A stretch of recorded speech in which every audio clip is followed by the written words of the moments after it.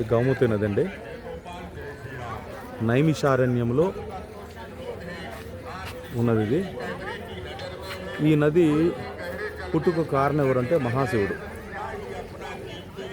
ఏంటి ఎలాగా అంటే ఆయన స్వేదం నుండి, అంటే చెమట నుండి ఉద్భవించినటువంటి గొప్ప అద్భుతమైనటువంటి గోమతి నది ఇది.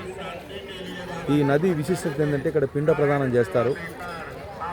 పితృలకి పిండ ప్రదానం చేయడం వల్ల వాళ్ళకి ఆ దోష పరిహారం జరుగుతుందని, ఇంకొకటి అలా చేయడం వల్ల ఈ లోకం నుండి ఇంకా ఆ కోరికలతో ఉన్నటువంటి ఆత్మ పైలోకానికి వెళ్ళిపోతుందనేది ఇక్కడ ప్రతీతి. ఇక్కడ అందరూ చాలామంది పండితులు ఉన్నారు, ఇక్కడ పండితులకు వెయిటింగ్లో ఉంటారు.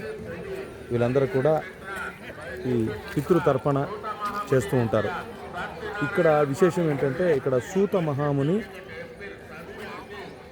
ఇక్కడ సత్యనారాయణ స్వామి వ్రతం చేసినటువంటి గొప్ప అద్భుతమైన ప్లేసు. ఇక్కడ ఎక్కడ ప్రాంగణాల్లో ఎక్కడ కూడా మనం ఉన్నప్పటికీ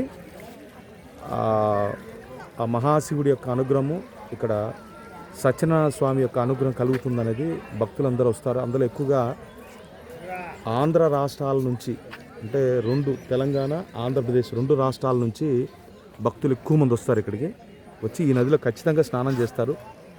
స్నానం చేసి భగవంతుడికి అర్పణ చేసుకొని పిండ ప్రదానం కూడా చేసుకొని వెళ్తూ ఉంటారు. ఇక అత్యద్భుతమైనటువంటి గొప్ప విశేషమైనటువంటి గోమతి నది.